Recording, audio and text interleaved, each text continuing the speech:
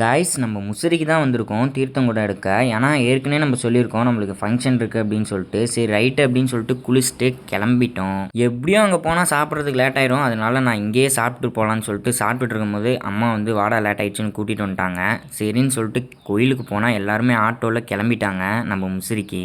Guys அப்புறம் நம்ம ஜீவா பையன் ரொம்ப நாள் கழித்து நம்ம ஊருக்கு வந்திருந்தான் ஃபங்க்ஷன் நாளில். அவனை கொஞ்சம் நேரம் நல்லா விசாரிச்சுட்டு வாடா நீயும் போகலாம் அப்படின்னு சொல்லிட்டு கோயிலுக்கு போயிட்டேன்னா நம்ம நண்பர்கள்லாம் இருந்தாங்க. அவங்க கொஞ்சம் நேரம் வீடியோ எடுத்துட்டு அதுக்கப்புறம் அங்கேருந்து முசிறிக்கு கிளம்ப ஆரம்பிச்சிட்டோம். நான் காலையிலேயே நம்ம நவீன் பையில வீட்டுக்கு வாடா முசிறி போகலான்னு சொல்லியிருந்தேன். சரி வரண்டான்னு சொல்லிட்டு இருந்தான். நம்ம சச்சின் பையன் வந்தனால அவன் கூட வந்துட்டு இருக்கும் போதே நடுவில் நம்ம நவீன் பையன் வந்து ஜாயின் பண்ணிக்கிட்டான். காய்ஸ் நம்ம பசங்களாம் ரொம்ப நாள் கழிச்சு வந்திருக்கனால ஃபோட்டோஸ் வீடியோஸ்லாம் எடுத்துகிட்டு இருந்தோம். அப்புறம் நம்ம நவீன் பையன் வந்து டான்ஸ் கிளாஸ் வச்சுருக்கான்.